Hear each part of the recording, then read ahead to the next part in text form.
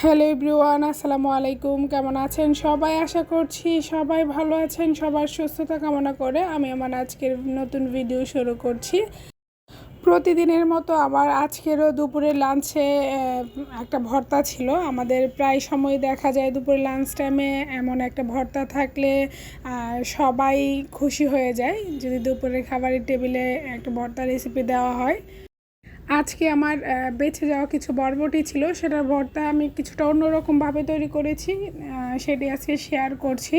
তো আমি প্রথমে পানি বলক উঠিয়ে নিয়ে এর মধ্যে কিছু বরবটি দিয়ে দিলাম হলুদ আর লবণ। তো আমি হাফ সিদ্ধ করে নিয়ে উঠিয়ে নিয়েছি, অন্য একটা প্যান বসিয়ে দিলাম। আমার এই প্যানটাতে ডিম ভাজা ছিল, তাই আগেই কিছু পরিমাণ তেল ছিল। আমি কাঁচামরিচ, শুকনা মরিচ, পেঁয়াজ, রসুন দিয়ে কিছুটা হালকা ভেজে নিব।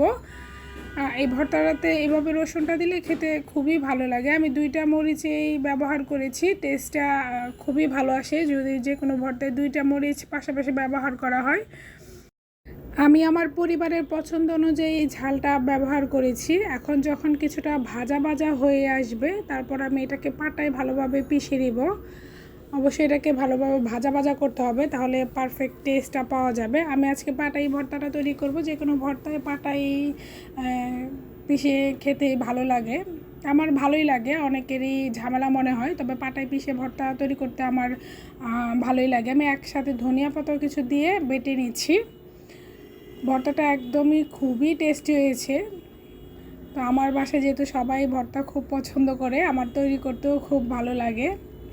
2টা মরিচ ব্যবহার করার কারণে দেখা যায় সুন্দর একটা ফ্লেভারও আসে, খেতেও ভালো লাগে। কাঁচামরিচ এবং শুকনো মরিচ 2টার আলাদা আলাদা একটা ফ্লেভার আসে।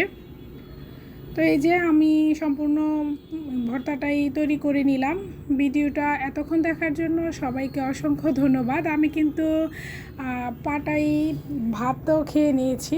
তো প্রতিদিন তো এটা দেখাতে আর ভালো লাগে না। কার কার পাটাই মেখে ভাত খেতে ভালো লাগে অবশ্যই কমেন্ট করে জানাবেন। এই যে সম্পূর্ণ ভর্তাটা আমার তৈরি হয়ে গেল। আমি ভালোভাবে মিশিয়ে নিচ্ছি মরিচ আর বরবটিগুলো। এখন একটা প্লেটে সার্ভ করে নিব। ভিডিওটা এতক্ষণ দেখার জন্য আবারও সবাইকে অসংখ্য ধন্যবাদ। আসসালামু আলাইকুম।